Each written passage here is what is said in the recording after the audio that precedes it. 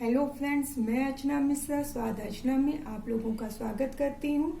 आज मैं आप लोगों के लिए मलाई कोफ्ते की रेसिपी लेकर के आई हूँ। यह कोफ्ते आपको कैसे लगे कमेंट करके जरूर बताइएगा। मेरी रेसिपी अगर आपको पसंद आती है तो मेरे वीडियो को लाइक करें, चैनल को सब्सक्राइब करें और बेल आइकॉन दबाना ना भूलें, जिससे कि मेरे अगले वीडियो की नोटिफिकेशन आपको मिल जाएगी। और ये कोफ्ते मेरी दीदी ने बनाए हैं। चलिए फिर मलाई कोफ्ते कैसे बनते हैं दीदी आपको बताती हैं। आज मैं आपके लिए मलाई कोफ्ता की रेसिपी लेकर उपस्थित हूँ। इसके लिए मैं सबसे पहले अर्चना का धन्यवाद करती हूँ, जिन्होंने मुझे अपने चैनल स्वाद अर्चना में अपनी रेसिपी दिखाने का अवसर दिया। चलिए शुरू करते हैं मलाई कोफ्ता बनाना। सबसे पहले मैं आपको इसके इंग्रेडिएंट्स बताती हूँ। मलाई कोफ्ता का मेन इंग्रेडिएंट है पनीर, जो कि मात्रा में 200 ग्राम है, जिसको मैंने फाइनली ग्रेट कर लिया है और इसका पानी हटा दिया है। 5 बॉइल्ड पोटैटोज है। 1.3 कप मैदा बाइंडिंग के लिए, ये ऑप्शनल है, अगर जरूरत होगी तभी इस्तेमाल करेंगे। थोड़ा सा कस्तूरी मेथी गार्निश के लिए।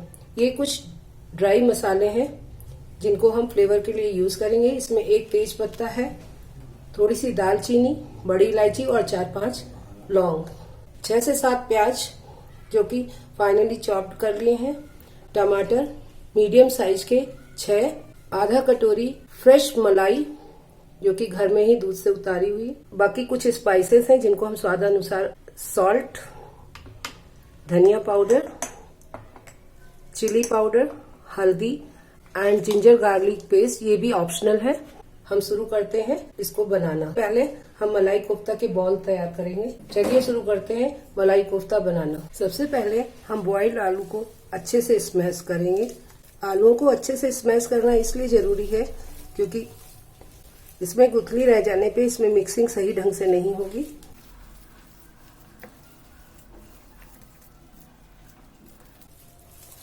देखिए फ्रेंड्स, हमारा आलू अच्छे से स्मैश हो गया है। अब इसमें हम थोड़ा थोड़ा करके पनीर मिलाएंगे। इसको भी फाइनली मिक्स कर देंगे। इसको अच्छे से दबा दबा के स्मैश करना है, जिससे कोफ्ते बहुत ही सॉफ्ट बनेंगे। अब हम इसमें बाकी का भी पनीर डाल देंगे।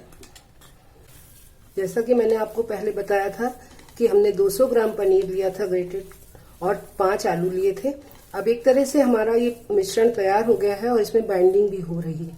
लेकिन जैसे ही इसमें हम नमक डालेंगे ये थोड़ा पानी छोड़ेगा, इसलिए हम नमक सबसे बाद में डालेंगे। और उसके पहले बाइंडिंग के लिए हम इसमें 2 टेबलस्पून कॉर्नफ्लोर भी डालेंगे।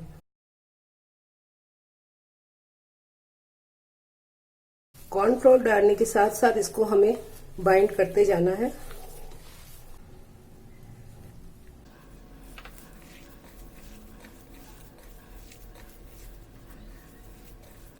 अब मैं इसमें थोड़ा सा सॉल्ट फॉर टेस्ट डाल रही हूँ, जो कि 1/2 टेबल स्पून है। अब ये हमारा डो तैयार हो गया है। इसमें और अच्छी बाइंडिंग देने के लिए मैं इसमें 1 टेबल स्पून मैदा भी डाल रही हूँ, जिससे बाइंडिंग और अच्छी हो जाएगी।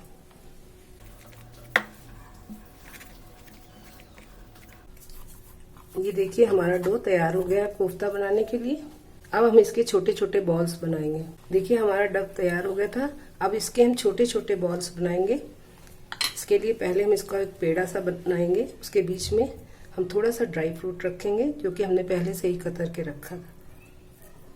इसको अच्छे से बंद करना है और बहुत अच्छे से आराम से इसके छोटे छोटे बॉल्स बनाने हैं।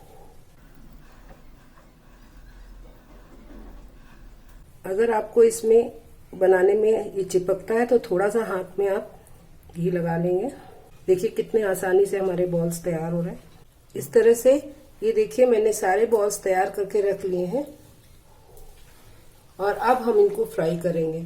मैंने कढ़ाई में तेल पहले ही से आंच पे रख दिया था। जब जितने देर में हमने बॉल्स तैयार किए तब तक हमारा तेल गर्म हो गया। इसको एक बार हम पहले एक छोटा सा बॉल बना के चेक कर लेंगे कि ये तेल हुआ कि नहीं। देखिए इसको डालते ही इसमें बबल्स आने लगे, इसका मतलब हमारा तेल अच्छे से गर्म हो गया है और ये फट भी नहीं रहा है। इसका मतलब हमारे सारे बॉल्स अच्छे से तैयार हो गए। अब हम एक एक करके इनको फ्राई कर लेंगे। हम एक साथ कई सारे बॉल्स नहीं डालेंगे, जिससे उनको प्रॉपर जगह मिले तलने के लिए।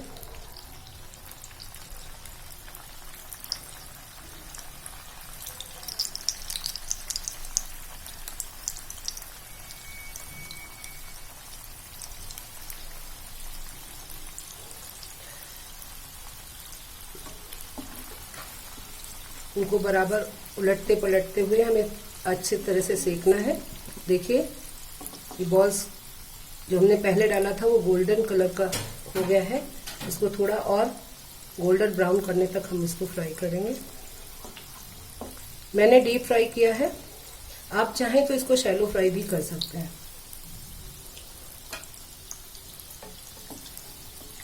और इनको निकालने के लिए पेपर नैपकिन पे निकाल के हम रख देंगे। जब ये हल्का सा इसमें गोल्डन ब्राउन कलर आने लगेगा तब हम फ्लेम को थोड़ा हाई करके मीडियम लो पे कर लेंगे।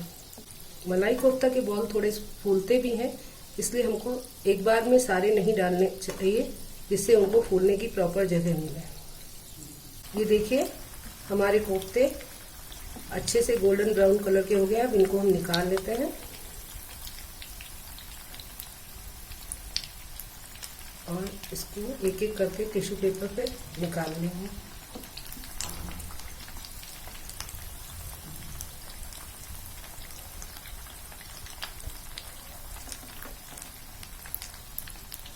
देखिए कितना अच्छा कलर आया है और कितनी अच्छी बॉल तैयार हुई। इस तरह इनको बाकी बची बॉल्स को भी हम एक एक करके कर। मलाई कोफ्ता की प्यूरी बनाने के लिए सबसे पहले कढ़ाई में 2 टेबलस्पून घी डाल के उसको सिम पे रख गरम करेंगे। और जब तेल अच्छे से गरम हो जाएगा तो उसमें तेज पत्ता, 1 से 2 खड़ी इलायची, 3-4 लौंग और 2 टुकड़े दालचीनी के डालेंगे और इनको हल्का सा फ्राई कर लेंगे। ध्यान रहे इसको हमें थोड़ा सा ही सौटे करना है और धीमी आंच पे करना है, जिससे कि ये जले ना। ये सारे खड़े मसाले चटकने लगे हैं। अब इसी वक्त हमको इसमें सबसे पहले प्याज को डाल देंगे और इसको हल्का सा सौटे कर लेंगे। सब्जियों को सौटे करने का तरीका भी ऑप्शनल है। ऐसा करने से हमारी ग्रेवी की थिकनेस और कलर बहुत अच्छा आता है और हमारी मलाई कोफ्ता की ग्रेवी बहुत ही डिलीशियस तैयार होगी। देखिए प्याज का कलर थोड़ा थोड़ा चेंज होने लगा है। इसको हम हल्के हाथों से चलाते जाएंगे।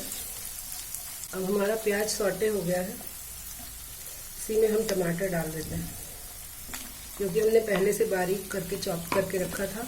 और इसको अच्छे से मिक्स करेंगे। टमाटर डालने के बाद ये अच्छी तरह से गल जाए, इसके लिए थोड़ा सा 1/2 टेबलस्पून नमक डालेंगे। हमने इसमें 1/2 टेबलस्पून नमक डाल दिया। दोस्तों आप देख रहे हैं कि इसमें टमाटर ने अपना जूस छोड़ दिया है और ये इसमें पानी का क्वांटिटी दिख रहा है, इसलिए हम अलग से इसमें पानी नहीं डाले हैं। अगर ये टाइट होता थोड़ा तो हम पानी डालते। और इसके साथ ही अब इसमें हम जो पहले से भिगो के रखे थे काजू वो डाल देंगे। कंसिस्टेंसी के लिए ये ठीक से गल जाए, इसके लिए हम इसको लिड से 3 मिनट के लिए ढक देंगे।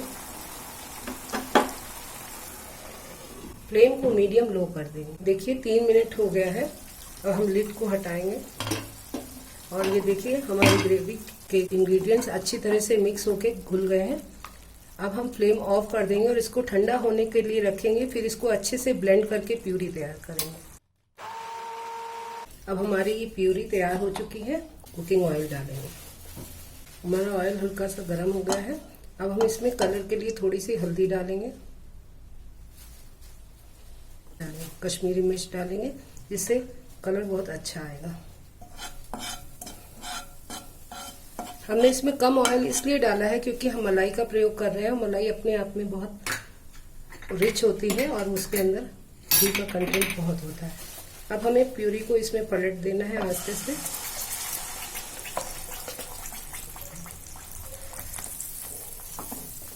देखिए हमारी प्यूरी का कलर कितना अच्छा है। अब इसको 2-4 मिनट पकाना है।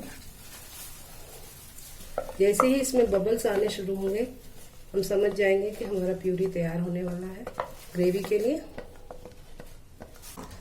इसमें हमने नमक ऑलरेडी डाला हुआ है, इसलिए नमक की मात्रा हम बहुत कम इस्तेमाल करेंगे। आप अपने स्वाद अनुसार थोड़ा सा नमक और डाल सकते हैं, जैसे कि मैं डाल रही हूँ, क्योंकि हमारे कोफ्तों में भी थोड़ा सा नमक पड़ा हुआ है। और इसी के साथ टेस्ट के लिए थोड़ा सा लाल मिर्च डालें। ये ऑप्शनल है, आप इसकी जगह ब्लैक पेपर पाउडर भी यूज कर सकते हैं। अब देखिए इसमें से पकना शुरू हो गया है। अब हमारी ग्रेवी तैयार हो रही है। इसको मैं 2 मिनट के लिए अच्छी तरह से कलर के लिए और कंसिस्टेंसी अच्छी करने के लिए ढक दूंगी। इसके बाद इसमें हम मलाई डालेंगे।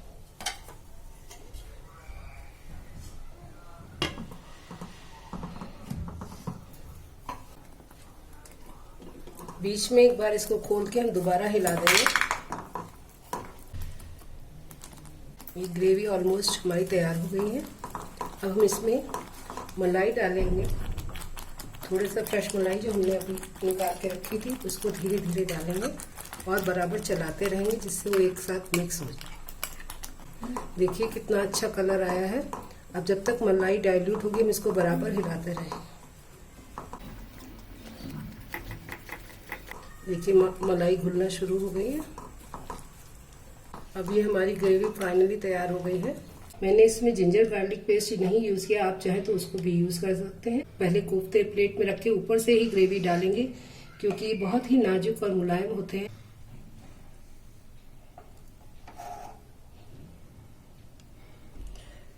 एकदम गर्मा गर्म ग्रेवी डालनी है।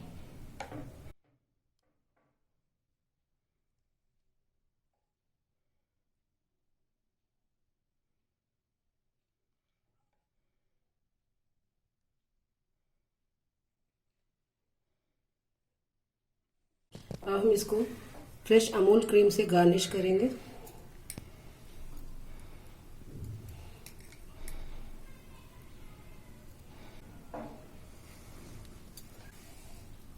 और धनिया की पत्ती से सजा दें। लीजिए तैयार है लाजवाब रेस्टोरेंट स्टाइल मलाई के कोफ्ते। आशा है आपको बेहद पसंद आएंगे। आप इनको एंजॉय कीजिए और अर्चना के चैनल को सब्सक्राइब कीजिए।